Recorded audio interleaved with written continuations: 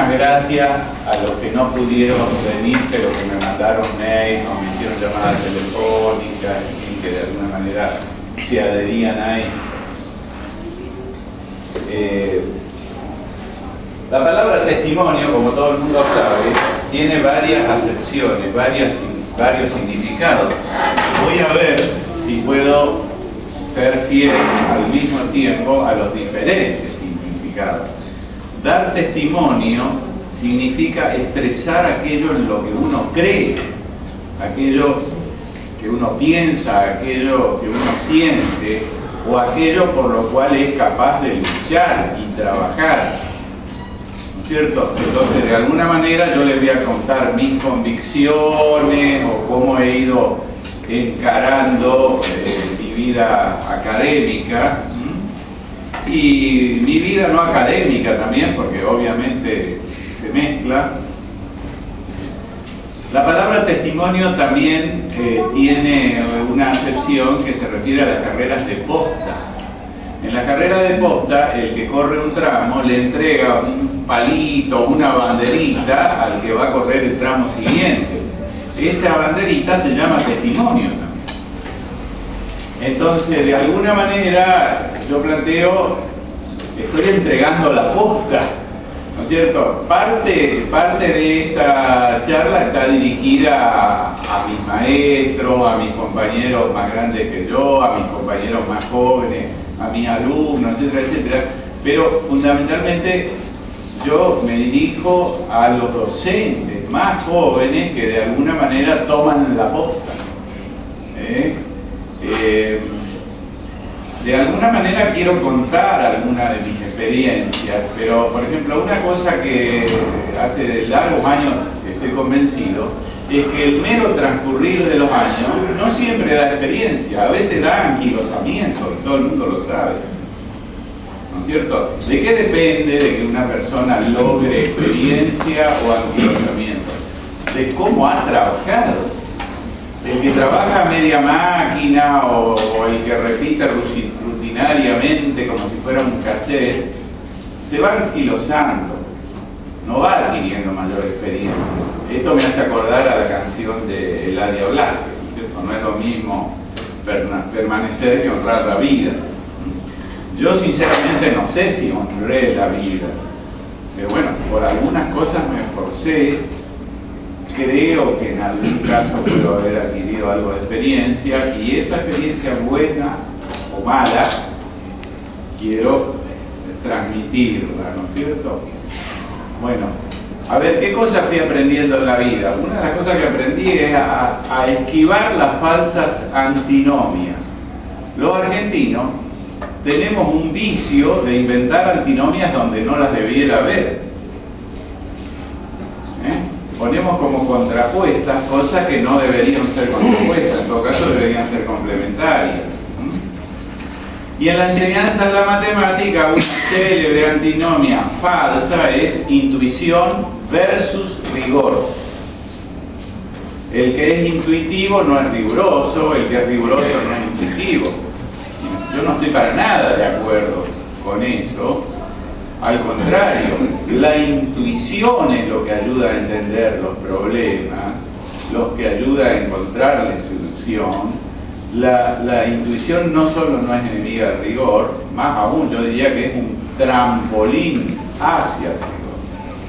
En eso sugiero leer el prólogo del libro de Merz, Cálculo diferencial integral, donde él dice, yo no me acuerdo la palabra exacta, pero que el rigor no es una pose intelectual. El rigor es ser honesto con uno mismo y con los demás, es decir, no mentirse y mentir a los demás. Otra antinomia, muy, ya salgo de la matemática, pero sí en los ámbitos académicos, es docencia versus investigación. Alguien se pone el ropaje de docente y dice, ¿y estos investigadores de qué se la dan? ¿Qué habrán inventado? Otro se pone el ropaje de investigador y la docencia es algo menor, yo estoy en cosas importantes, no le voy a prestar mucha atención al trabajo docente. Cualquier universidad de buen nivel de cualquier país del mundo le da mucha importancia a la docencia y mucha importancia a la investigación. Son cosas que se realimentan mutuamente. La docencia ayuda muchísimo a la investigación ayuda muchísimo a la docencia. Otra falsa antinomia es estabilidad laboral versus nivel académico, ¿cierto? Cuando recién vine a Rosario se estaba reactivando, o al poco tiempo se reactivó la ADPI, etcétera, etcétera, y había discusiones entre los que podríamos llamar los principios concursistas a ultranza, que sostiene que así se defiende el nivel académico, y había una postura estabilista a ultranza, es decir, el docente universitario tiene que tener estabilidad, pero parecía una estabilidad incondicional. Yo creo que hay que defender la estabilidad del que es honesto, del que es responsable, del que es capaz, no perdón la palabra, no del chanta o del tránsfuga, ¿no es cierto? Digamos, ¿no es cierto? Entonces, tampoco me parece bueno una postura concursista a ultranza que a veces valoriza en un rato corto cosas que en realidad se muestran todos los días. Entonces había que acercar posiciones, ¿no es cierto? Rescatar lo mejor de cada una de estas ideas y buscar una postura conciliadora, ¿no es cierto?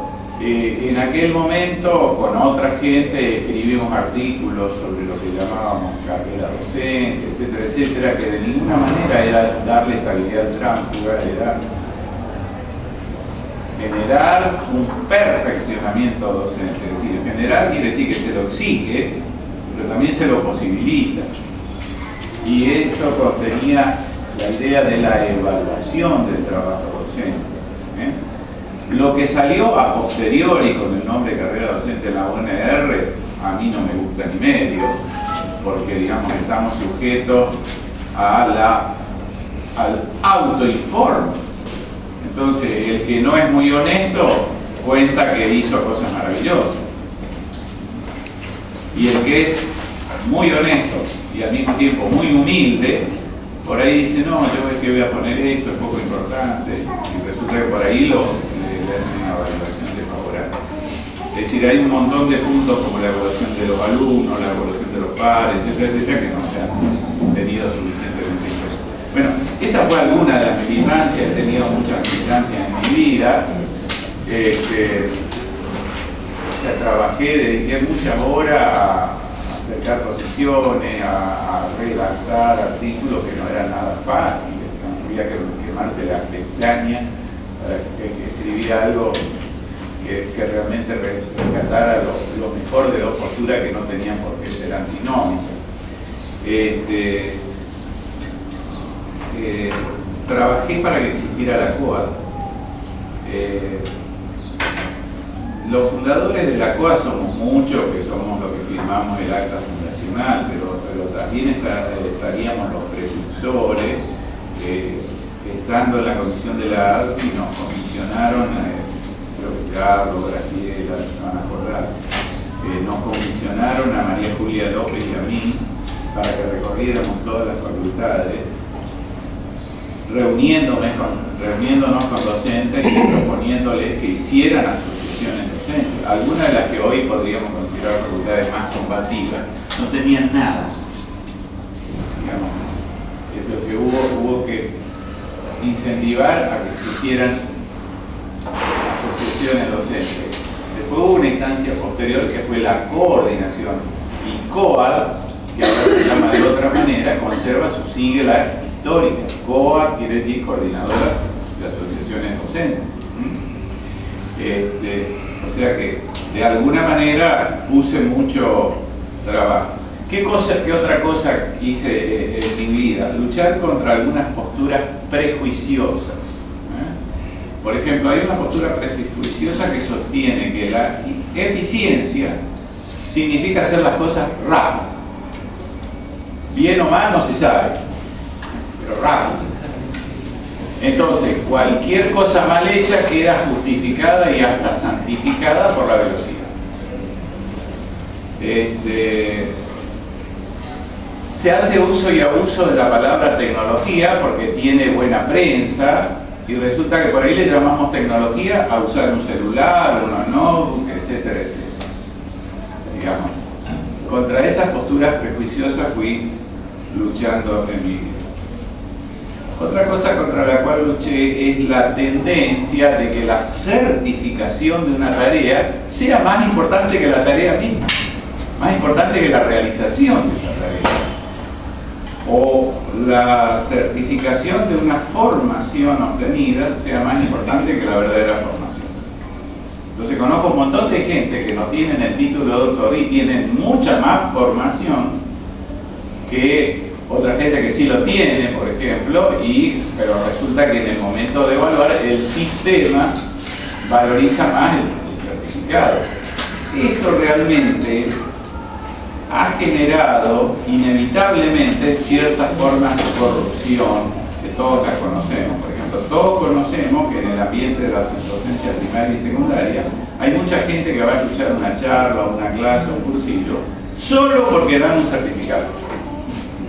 Y mientras se desarrolla la charla están durmiendo la siesta o haciendo cualquier otra cosa, pero después se ponen primerísimo en la cola para retirar el certificado. Y hay otra gente que a lo mejor no pide el certificado o a lo mejor ni se inscribió, pero que estuvo atendiendo y se enriqueció con eso. Digamos, entonces el sistema después lo premia en el escalafón al que consiguió el certificado. Digamos, quiere decir que el sistema en realidad va generando o va favoreciendo ciertas formas de premio que, bueno, también alienta estas malas conductas, ¿no es cierto? En el ambiente universitario, particularmente en la investigación, se da por ahí el fenómeno de que una persona publique 3 trabajos cuando hizo en realidad uno solo. Es decir, un primer avance, que es su caso particular, un segundo que solo cambia algunas hipótesis, etcétera, etcétera, y después está el tercero que es la teoría en general, ¿cierto? O también he conocido casos de gente que por haber atendido alguna que otra consulta al autor de un trabajo quiso figurar como coautor. Entonces, contra ese tipo de cosas, digamos, yo he luchado. Ahora, las personas que hacen eso van ascendiendo, el sistema les permite ir ascendiendo, entonces terminan creyendo su propia mentira. Es decir, que están convencidos que lo que hacen están bien. Y por supuesto, cuando les toca a ellos estar en una comisión evaluadora, evalúan de esa manera porque les parece que eso es bueno. Bueno, otra cosa que hice en mi vida es prestar mucha atención a mis profesores y a la gente común, digamos, ¿no es cierto?, del barrio. Prestarle atención a un aspecto que es la coherencia. La coherencia entre lo que se piensa y lo que se dice. A veces la gente piensa una cosa, pero no lo dice, lo calla por comodidad, a veces por cobardía, por comodidad o porque va a perder una ventaja material, ¿no es cierto? No lo calla, no lo dice, o dice todo lo contrario de lo que piensa para quedar bien. También la coherencia entre lo que se dice y lo que se hace. Yo presté atención a todas esas cosas y procuré aplicarlo en mi vida, pero eso es dificilísimo. Seguramente en muchas cosas debo haber fallado, no lo habré logrado del todo. No obstante, tanto en la Universidad del Nordeste como en la Universidad de Rosario, más de una vez me atreví a expresar alguna opinión discrepante ante personas muy encontradas, decanos, rectores, etc. Creo que lo hice con respeto en general, pero claramente planteé mi posición. Es decir, con respeto, pero con firmeza. Quiero hacer una aclaración. Yo provengo del catolicismo, particularmente del pensamiento tercermundista, ¿cierto? Y aunque por un largo periodo estuve alejado de la práctica religiosa, me seguí considerando católico, o tal vez en un sentido más amplio cristiano, y eso obviamente influyó toda mi vida en el tipo de decisiones que tomaba. ¿Qué cosa voy a hacer o cómo lo voy a hacer? ¿Cierto? Entonces ahora, después de esta especie de declaración de principio, ¿qué hice? ¿Cierto? Bueno, vamos a empezar desde atrás. Termino el secundario y, a diferencia de muchos compañeros míos que tenían dudas vocacionales, yo la tenía re clara. Por supuesto que estaba equivocado, ¿cierto? Pero resulta que como las materias que más me habían gustado eran del lado de matemática, física, química, etcétera, etcétera, y quería encontrarle el perfil aplicado, tengo que estudiar ingeniería. No hay otra opción, ¿no es cierto? Porque si yo estudio ingeniería voy a hacer matemática aplicada. Si estudio un profesorado en matemática, una licenciatura en matemática, voy a hacer matemática pura. Después, más adelante, me di cuenta que estaba equivocado, que no hay una línea nítida de separación entre la matemática pura y la matemática aplicada. Tampoco hay una línea nítida de separación entre las distintas ciencias. Fíjense que Milstein, formándose en una facultad de ciencia exacta como licenciado en química y doctor en química, obtuvo el premio Nobel de Medicina. Y Leloir, formándose como médico en una facultad de medicina, obtuvo el premio Nobel de Química. No hay una línea divisoria que diga de acá para acá es química, de acá para acá es medicina, ¿no es cierto?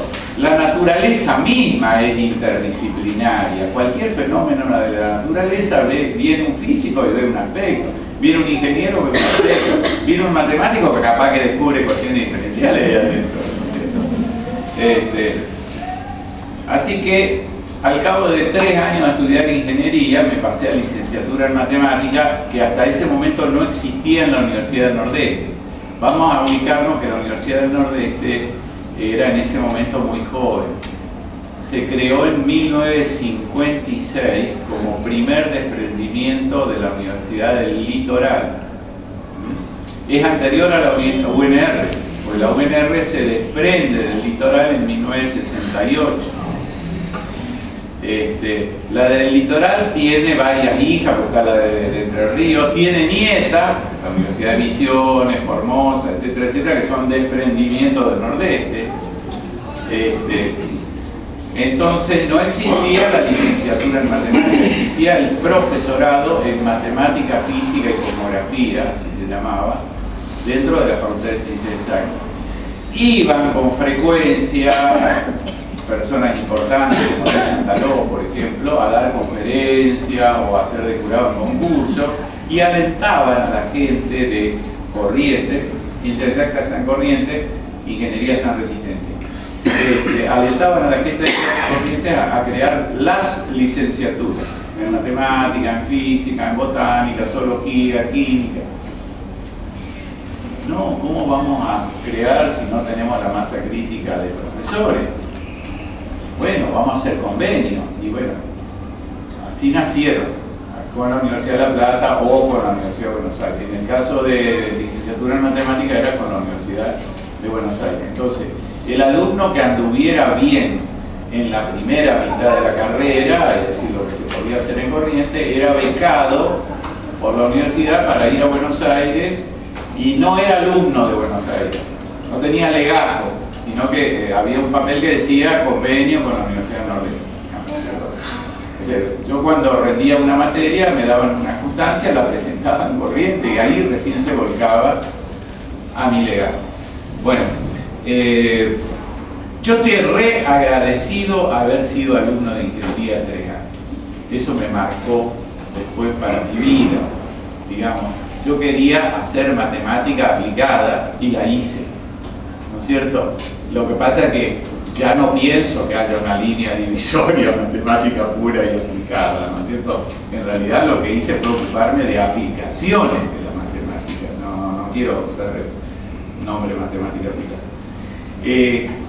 Estuve haciendo una experiencia docente bastante intensa durante 2 años como ayudante alumno, lo que después pasó a llamarse ayudante de segunda. Los 4 cuatrimestres durante 2 años, digamos, ¿no es cierto?, en ciencia exacta, y como conservaba el estatus de alumno en ingeniería, también un par de cuatrimestres fui ayudante en ingeniería. O sea que le puse mucho énfasis a la tarea docente, que ya me gustaba. Yo había empezado informalmente en el secundario porque mis compañeros me pedían: Pedro, explícame tal cosa, o Maranguní, por ahí no me llamaban por el nombre, o Marangu, explícame tal cosa, ¿no es cierto? Así que eso era algo que a mí me gustaba. Bueno, voy a Buenos Aires, encontré un escalón importante. El esfuerzo fue absorber ese escalón, no tanto porque algunos temas no los sabía, sino por cómo se enfocaba. La enseñanza en Corrientes era más bien paternalista, es decir, no nos hacían pensar demasiado. Los ejercicios de la práctica eran lo que llamamos de recetario, es decir, ejercicio bastante rutinario, y a veces ni siquiera esos ejercicios hacíamos los alumnos, sino que este trabajo práctico se ponía en el pizarrón, ¿no es cierto?, y lo explicaba, digamos. Es decir, entonces eso condicionaba a una manera de trabajar. Y yo veía que en Buenos Aires, ya desde el primer año, trabajaban de otra manera. Yo me fui a insertar en la mitad de la carrera, o sea que eso también era un déficit, ¿no? Aparte veía cosas raras, espacios vectoriales normados. Y yo me iba a la pensión a estudiar espacios vectoriales. Las normas vendrían después, pero yo estaba flojo en espacios vectoriales. Veía geometría diferencial, que le llamaban geometría 3, yo me iba a la pensión a estudiar geometría 1 y 2, porque la geometría que yo había hecho era la geometría analítica clásica, y la de Buenos Aires era muy algebraizada. Digamos, la línea de Orlando Villamayor, la rotonda, etcétera, ¿cierto? A mis compañeros de Buenos Aires, uno le ponía una sencilla ecuación de una elipse, pero así de caso canónico, y resulta que se ponían a calcular autovalores y autovectores de no sé qué forma cuadrática o forma bilineal. Yo veía que era una elipse de acá a la China, ¿no es cierto? O sea, yo les sacaba ventaja en algunas cosas y ellos me sacaban kilómetros de ventaja en otras cosas. Así, tuve que adaptarme, ¿no? Conocí a Diana, compañera de estudio, que tiempo después se convirtió en mi novia, tiempo después mi esposa, la madre de Nicolás I, María Laura después.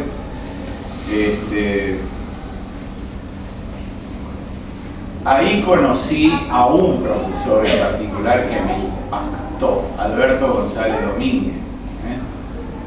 Se lo considera unánimemente como el principal continuador en la Argentina de la obra de Julio Rey Pastor. Y a Julio Rey Pastor unánimemente se lo considera como el papá de la matemática en la Argentina, ¿no es cierto? Bueno, González Domínguez era un tipo que gustaba muchísimo de la física, de la ingeniería, de las aplicaciones de la matemática. Él nos daba matemáticas, pero las clases estaban condimentadas. Y había un fenómeno muy particular: las clases se llenaban de colados, físicos sobre todo. O sea, además de los alumnos regulares, había tipos que ahí iban a escuchar la clase para disfrutarla, digamos, ¿no es cierto? Con González Domínguez hice una materia de licenciatura, hice 2 seminarios, materia de doctorado. Él de alguna manera figuraba como mi director ahí, y él es el que me dio los temas para el examen de admisión. El examen de admisión consistía, bueno, en este caso González Domínguez me dio 3 o 4 papers de un mismo autor que en conjunto formaban una teoría bastante fuerte, y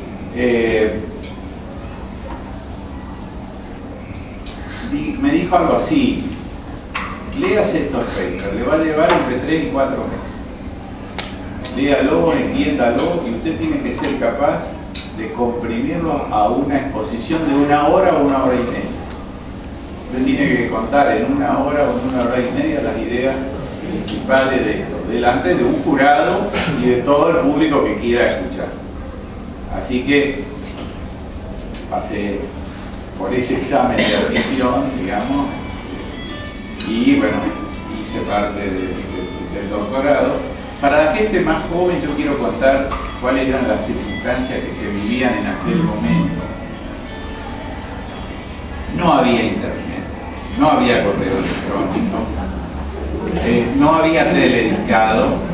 Para hacer una llamada de larga distancia uno tenía que llamar a una operadora. Cuando la operadora atendía, tomaba los datos y le voy a averiguar la demora. De ratito aparecía y decía, hay 3 horas de demora. Otras veces decía condicional por líneas más. Era la tomaba definitivamente. Encima, en esas 3 horas uno se tenía que clavar ahí, porque por ahí la comunicación aparecía a las 2 horas y uno no estaba. Y entonces algún familiar o algún compañero o alguien decía, no, vuélvalo a llamar dentro de un rato. No, ya pasó, perdió la oportunidad, hay que empezar de cero otra vez. Los colectivos de larga distancia no tenían un baño a bordo. Miren qué invento tan sencillito, pero cómo nos ha mejorado la calidad de vida. Resulta que los colectivos que viajan de Resistencia o Corrientes a Buenos Aires ahora tardan 12 horas. Y el servicio es semicama o cama. En ese momento tardaba, con suerte, 20 horas, pero lo más común eran 23 horas. O sea, se iba un día. Porque teníamos que parar a cada rato.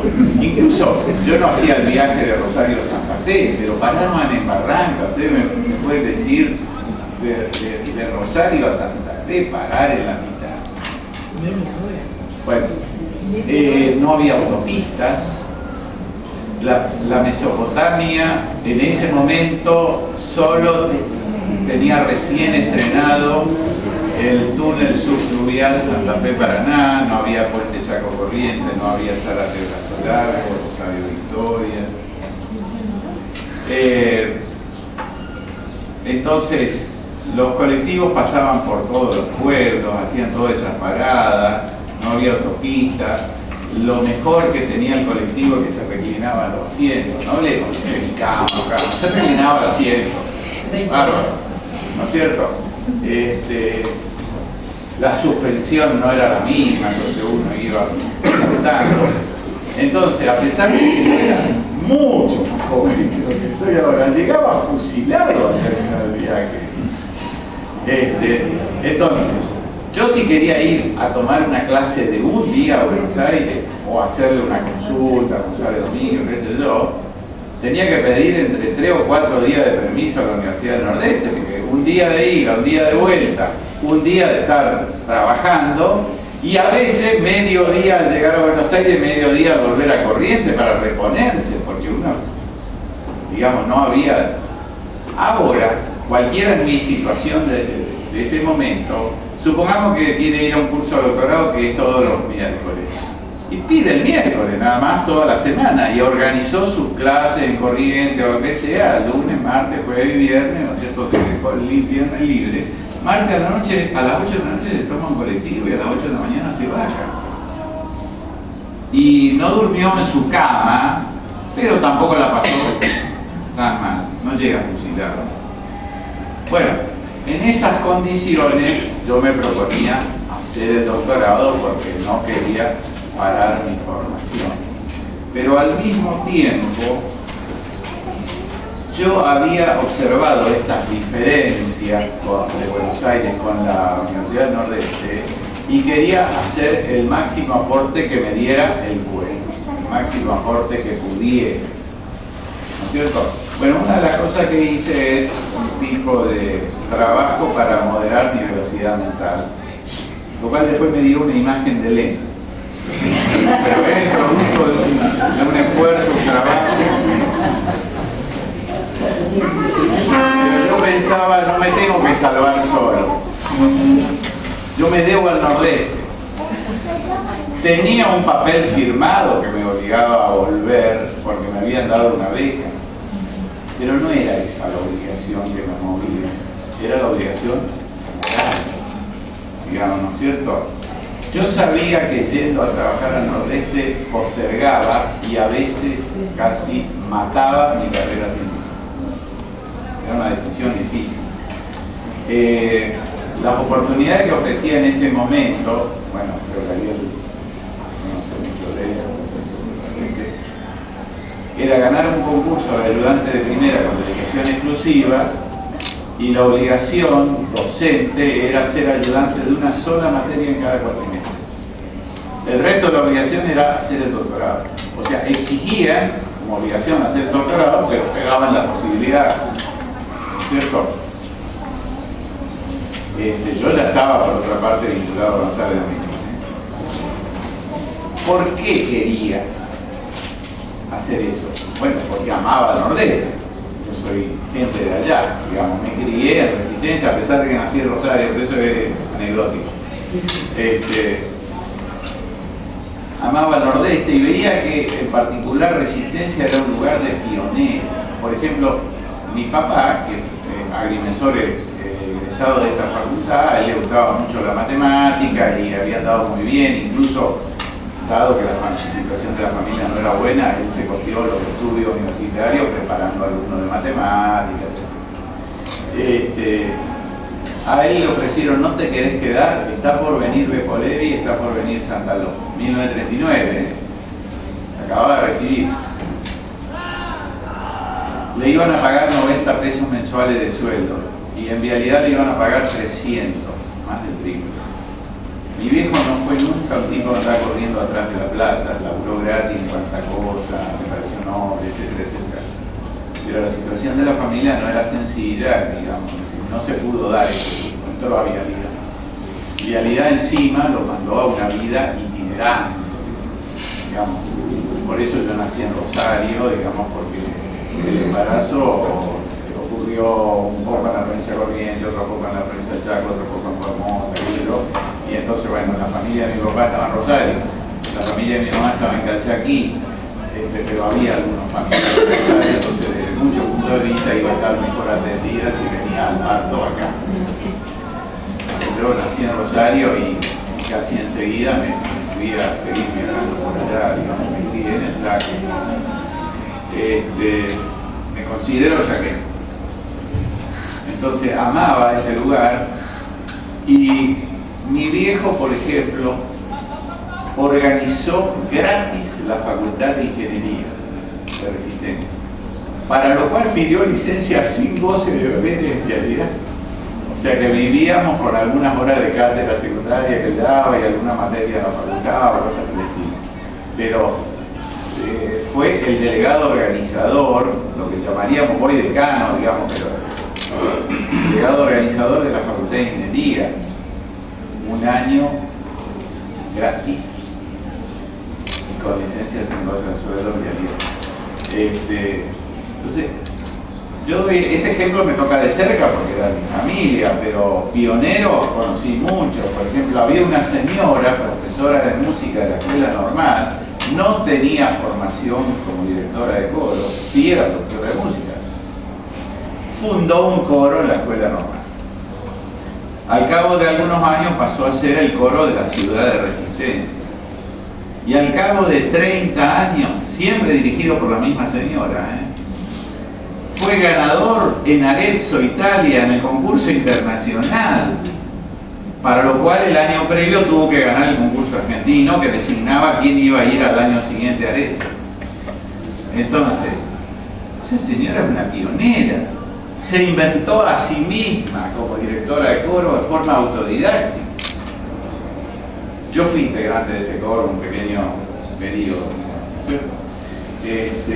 pero tuve que dejarlo justamente para seguir la licenciatura en Buenos Aires. Esta señora lo logró en 30 años. 30 años para la vida de nosotros es mucho, pero para un coro es tiempo récord. Salir de la nada como un corito escolar hasta ganar en Ares. Entonces, estas cosas a mí me obligaban. Digamos, por eso digo, el papel firmado de que yo tenía después de la beca que volver no era lo que pesaba. ¿Qué hice en el Nordeste? Bueno, una cosa es darle curso a los profesores, los que habían sido mis propios profesores o mis compañeros de trabajo. Después, como veía, yo quería combatir esa especie de enseñanza paternalista, entonces me sentaba al lado de mis compañeros que eran JTP para tratar de inventar prácticas más creativas y donde se hiciera trabajar más a los alumnos, no se le explicara todo el pizarrón. Hay que usar el pizarrón, pero un poco menos. Y empezó una obsesión mía, que la arrastré después muchos años, que es cómo se puede hacer para enseñarle a los alumnos a trabajar en matemáticas. Porque uno le enseña un tema, matemáticas, pero ¿cómo se le enseña a trabajar? Entonces hice algunas cosas insólitas, como enlazar alumnos por el pasillo, ¿no es cierto? A ver, ¿querés formar parte de algún grupito, qué sé yo, alguna actividad extracurricular, digamos, ¿no es cierto? Entonces venían una vez por semana, por ejemplo, yo les tiraba problemas de ingenio, qué sé yo, algo donde no estuviera la receta, sino que cada cual la tuviera que inventar. Incluso uno la inventaba por un camino y otro por otro, digamos, ¿no es cierto? O sea, a pesar de las condiciones que les conté antes, digamos,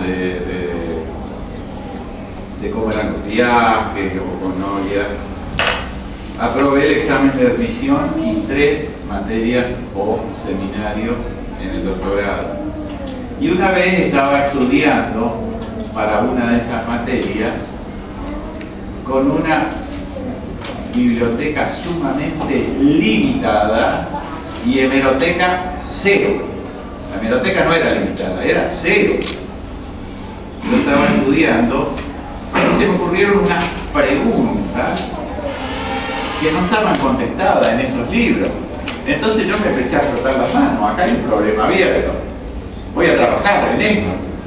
Estuve rompiéndome la cabeza trabajando, no sé si 2 meses, 3 meses, 4 meses, hasta que demostré cosas, resultados propios, contentísimo. Ahora, cuando con esos recursos de llamar por teléfono o mandar una carta que después, no sé cuánto tiempo después venía la respuesta, con esos recursos mandé a Buenos Aires a averiguar si ese resultado era algo nuevo o algo conocido. La respuesta fue muy desmoralizadora. Era más conocido que la yerba mate. La postura no estaba más en los papers, estaban los libros de texto. Faltaba un poquito para que tuviera como ejercicio. Yo ahora lo puedo contar, así como ustedes se ríen. Yo me río, pero imagínense, en aquel momento no me reí. No me reí. Ese era un costo de trabajar en el aislamiento.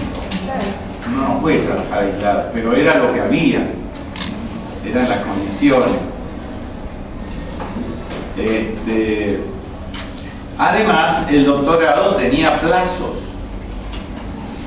Ahí se dieron algunas circunstancias familiares, falleció mi mamá, mi papá estaba bastante enfermo, se agravó, lo tuvimos que cuidar, se invirtieron los roles, en vez de padre pasó a ser casi mi hijo, etcétera, etcétera, etcétera, digamos, nos empezamos a hacer una casa, Diana quedó embarazada, nació Nicolás, etcétera. Entonces había otras prioridades familiares y el doctorado tenía un plazo de 5 años y así, viajando esporádicamente a Buenos Aires, no lo iba a poder hacer.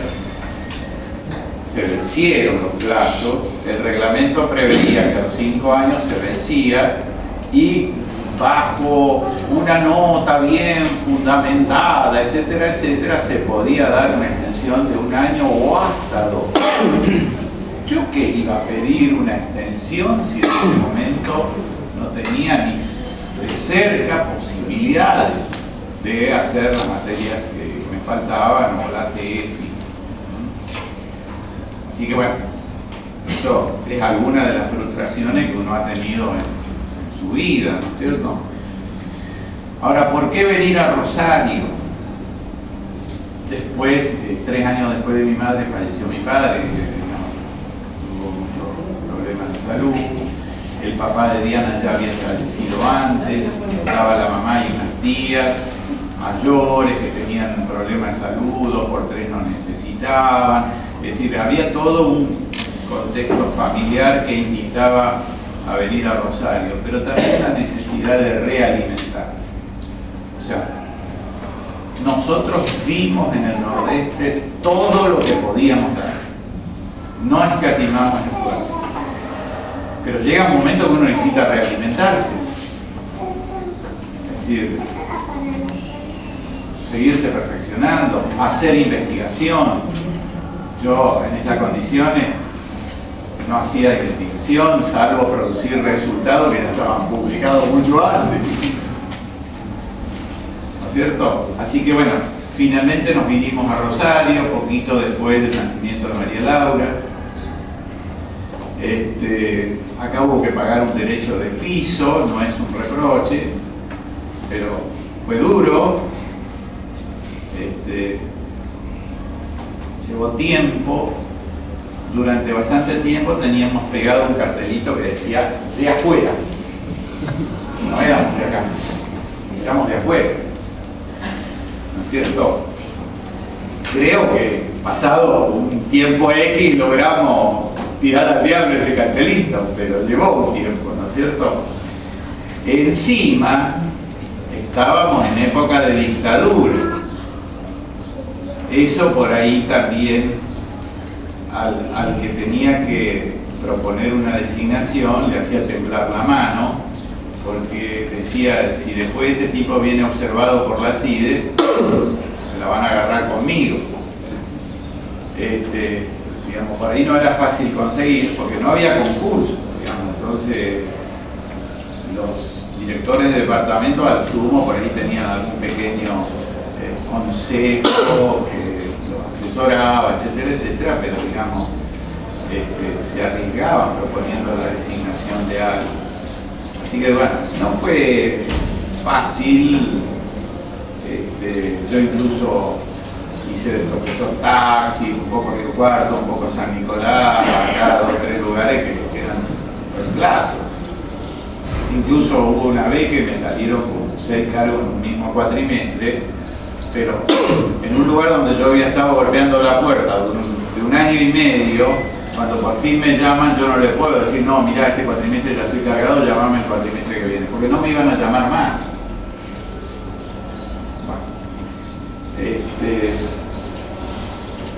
Al poco tiempo de estar acá, me di cuenta de que la licenciatura en matemática de esta facultad empezaba de verdad en 3er año. Había un salto brusco de 2º a 3º. Entonces ya me había hecho bastante amigo de profesores como Jorge Aranda, Enrique Catán, y yo les decía, sí, pero a mí me da la sensación de que acá hay un salto brusco. ¿Estoy equivocado? No, es real. Lo que pasa es que no nos deja mucho cambiar, porque los 2 primeros años lo tenemos que hacer en conjunto con ingeniería y el decano de la dictadura no permite. Eso empezó a generar en mí una obsesión. No se podrá inventar una materia que enseñe a trabajar en matemáticas, más allá de cuál es el programa, el temario, digamos, que sea un poco hacerle una trampita al plan de estudio, qué sé yo. Y durante 3 o 4 años estuve molestando a mis colegas mayores, qué sé yo, a ver si podíamos hacer alguna cosa como esa, qué sé yo, hasta que surgió una materia llamada Introducción a la Matemática, que de alguna manera la que esté yo molestando a todo el mundo, ¿no es cierto? Y finalmente cuando se logró meter en el plan de estudio nadie la quería dar. Entonces, da la voz que fuiste el que hinchaste para esto. Así que de alguna manera soy culpable de que existiera. Ahora, yo les planteaba a todos que esa materia debía estar en el plan de estudio muy poco tiempo, porque ese rol de aprender a trabajar, a que el alumno haga sus propios razonamientos, sus propias maneras de resolver un problema, esa materia no tiene que existir. Ese rol lo tienen que hacer todas las materias desde el primer año. Pero me decían, mirá, lo que pasa es que como se dan en común con ingeniería y el decano no quiere que tal cosa o no quiere que tal otra, bueno, entonces había que, la escapatoria fue a inventar una materia ad hoc. Yo sostuve, a pesar de ser el papá de la criatura, sostuve que tenía que durar pocos años. En realidad duró 18 años el plan de estudio, incluso cuando se cambió el plan, muchos que habían sido alumnos de esa materia decían, no, yo defiendo esa materia, que no se saque, que no se saque, digamos, ¿cierto? O sea, fue una quijotada, digamos, ¿cierto? Cuando se sacó esa materia quedaba un huequito de 2 horas semanales, como se estaba armando el nuevo plan, entonces había una comisión armando ese nuevo plan y dentro de eso un subgrupo que formábamos con Nidia y con Rafael.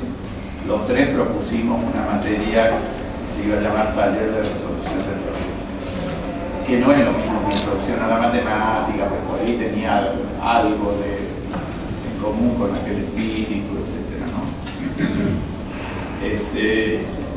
Y otra vez me tocó dar al principio, digamos, dar mala voz.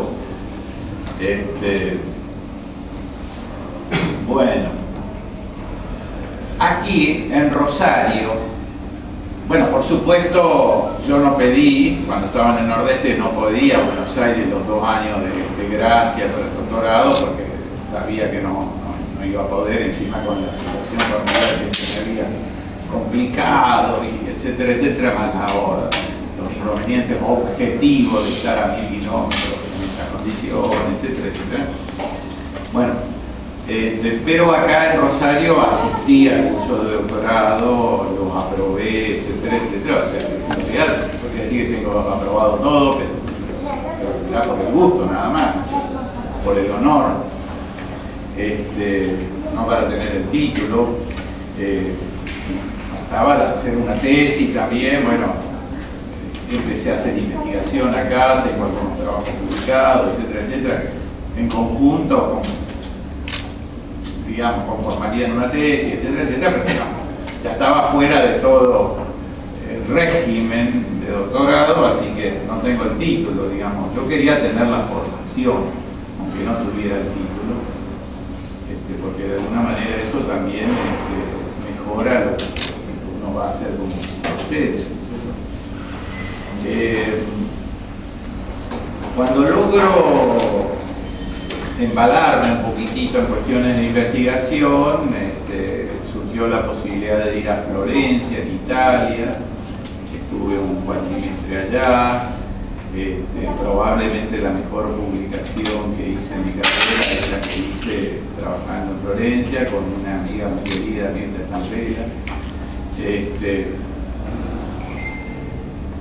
Cuando volví, ya volvía con un embale que obviamente antes no había podido tener, pero evidentemente ya tenía varios años más que cuando me había recibido de licenciada. La fisiología también hace su tarea. Yo sabía cuando me dediqué con pie y cabeza al Nordeste que estaba perdiendo mis mejores años, pero yo tenía la obligación moral de hacer eso en el Nordeste. Digamos, más allá de que había firmado algo cuando me dieran la beca, eso me importaba menos. Lo que más me importaba era mi amor al Nordeste, porque yo me crié ahí. Y además, en el Nordeste he visto muchos pioneros, muchos. Bueno, mencioné a mi viejo, que de un modo con pionero, mencioné, sin decir su nombre, a doña Yolanda Pereno de Elizondo, que era la directora del coro, la que hizo ganar al coro de Resistencia en Arezzo.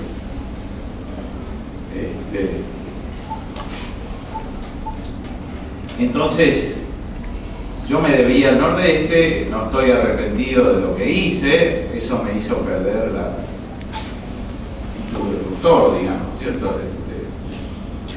No me hizo perder la formación doctoral porque, digamos, la empecé allá, la terminé, o no sé si la terminé, pero acá en Rosario, ¿cierto? Bueno, un año después de volver de Florencia, me proponen que sea director de departamento. Yo dije no, porque ahora que agarré el embale con esto, no lo quiero perder. No, Pedro, pero te vamos a ayudar. No, yo sé cómo son estas cosas, después cada cual tiene su propio requerimiento, su propia... Y yo soy que cuando me embalo con algo, me meto con pie y cabeza, esto me va a apartar de lo que ya logré del embale en cuestiones de investigación. Bueno, ese no duró un mes aproximadamente, me estuvieron taladrando la cabeza durante un mes, creo que varios de acá se acordarán, hasta que finalmente acepté, con la promesa de muchos que me iban a ayudar. Yo les decía, ustedes no me van a ayudar tanto como dicen, no porque sean malas personas, sino porque después cada cual tiene sus propios problemas, dificultades, etcétera, etcétera. Bueno, así fue, y eso otra vez me descompaginó lo que había logrado. Bueno, ¿qué cosas hice en la docencia? Una cosa que hice y defiendo es que roté mucho. No me quedé siempre en una misma materia. Soy un defensor de la rotación, porque de lo contrario uno termina embruteciéndose, aburriendo a los alumnos, etcétera, etcétera, etcétera. La rotación es un incentivo para estar fresco. Colaboré con ingeniería cuando mi cargo era de ciencias exactas, muchas veces colaboré con ingeniería, sin dejar, por supuesto, de trabajar en exactas, ¿no es cierto? A veces porque me lo pedían y otras veces porque yo me ofrecía, viendo alguna que otra necesidad, deseo de colaborar. Muchos años después me pasé al otro departamento de matemáticas porque, bueno, hubo un concurso y era un concurso que estaba realmente de cargo vacío porque había fallecido el anterior ocupante, etc.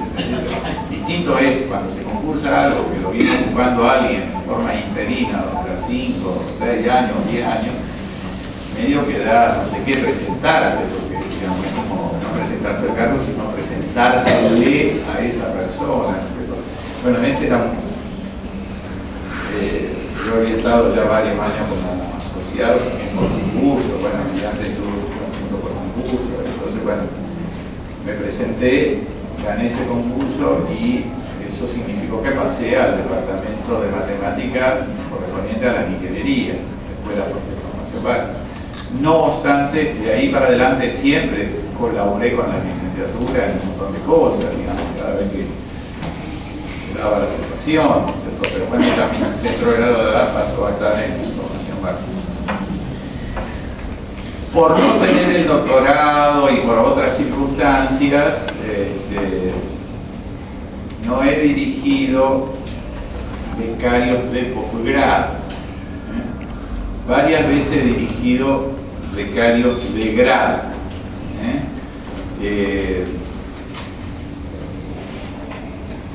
Uno de ellos era Alejandro Coxar, que está presente acá, que tenía una beca cuando era estudiante secundario y como era un tipo de un talento especial, y creo que lo sigue siendo,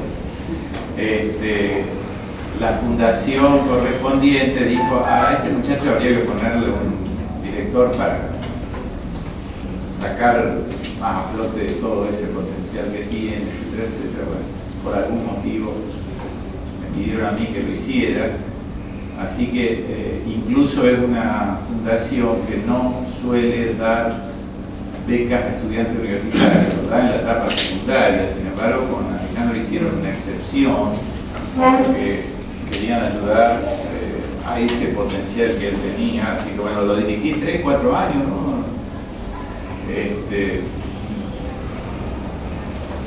Por supuesto fue gusto, ¿no? Tuve una especie de dirección no oficial con Ariel Lombardi, digamos, ¿cierto? Es decir, no era un director en los papeles, digamos, ¿no es cierto? En su último año de secundaria, en los primeros años de facultad, ¿no es cierto? Dirigí a Jessica Serri, que anda por acá, también en alguna beca, de quien me estoy olvidando, bien, un becario, pero de grado, pero ya me va a salir. Resulta que entonces era gente con potencial y que una cierta fundación decidía apoyarlo y quería que tuviera algún director que de alguna manera lo orientara, digamos, como que canalizar ese potencial. Bueno, el otro que dirigí también durante varios años como becario de grado, Luis Diedefe, con un enorme potencial y que está ligado a grupos importantísimos, digamos, a los grupos que demostraron el teorema de Fermat, etcétera, etcétera. Digamos, codeándose con el estrellato. Era un muchacho con mucho potencial. A él le di análisis 1, después le di análisis complejo y después me pidió que hiciera una especie de dirección informal de un seminario cuando él ya se estaba por recibir, donde venían él y varios otros delincuentes, digamos, ¿no es cierto? Y estudiábamos temas de teoría de números, pero un poco desde el punto de vista del análisis matemático. Bueno,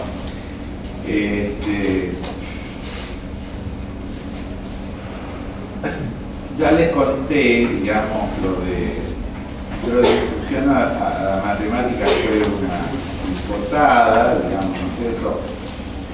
Yo acá hago más cursos de doctorado, ya, digamos, sí, o sea, los rindo, incluso algunos los asisto, pero los rindo, pero ya sin estar formalmente inscrito en la carrera del doctorado, ¿no?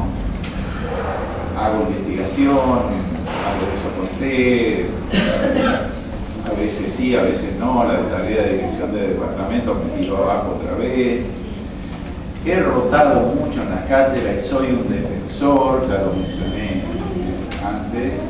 Colaboré con ingeniería, también ya lo mencioné. Tuve becarios de grado, bueno, ya lo mencioné también. O dirigí una tesis de licenciatura de Mabel Sabinovich, el director, que es Ariel Lombardi, que estaba en Buenos Aires hace 8 años, y a veces por cuestiones de distancia o de lo que sea, ellos consideraron que era mejor que hubiera un co-director acá en Rosario. Ambos hablaron conmigo, etcétera. Así que nunca tuve becarios de grado, sin embargo he colaborado fundamentalmente con Domingo Tarcia en orientar a algunos becarios que tenía. El caso más patente es Cristina Turner, digamos, algún granito de arena puso en la formación de ella, ¿cierto? Bueno, yo creo que también he dedicado tiempo al trabajo de otros, ¿no es cierto? Para eso uno tiene que superar cierto egoísmo. A veces hay que optar, ¿hago esto que me interesa a mí o ayudo a esta persona que tiene cierto potencial, ¿no es cierto? O sea, dediqué tiempo al trabajo de otros, eso por ahí no fue bien visto por alguna persona que tenía responsabilidad sobre lo de mí, digamos, porque yo no trabajaba lo suficiente. Después yo ligaba agradecimientos de esas otras personas en los papers o cosas por el estilo, ¿no es cierto? O en monografías. Yo, perdonen la inmodestia, pero quiero mencionar lo que puso Luis de Alefé en su tesis doctoral. Yo con esa tesis doctoral no tenía nada que ver porque era algo, digamos, de lo cual yo estoy bastante alejado. Pero él puso muchos agradecimientos a sus padres, a amigos, a profesores, a y pone un párrafo que dice: agradezco a los profesores que me hicieron pensar. Fulano, Mengano, cita 3 o 4, y en especial Fulano, Mengano, otros 3 o 4, y muy especialmente Pedro Maragall. A mí me pone al final solo, muy especialmente Pedro Maragall. Bueno, estas cosas, digamos, son mimos para el alma, digamos, ¿no es cierto?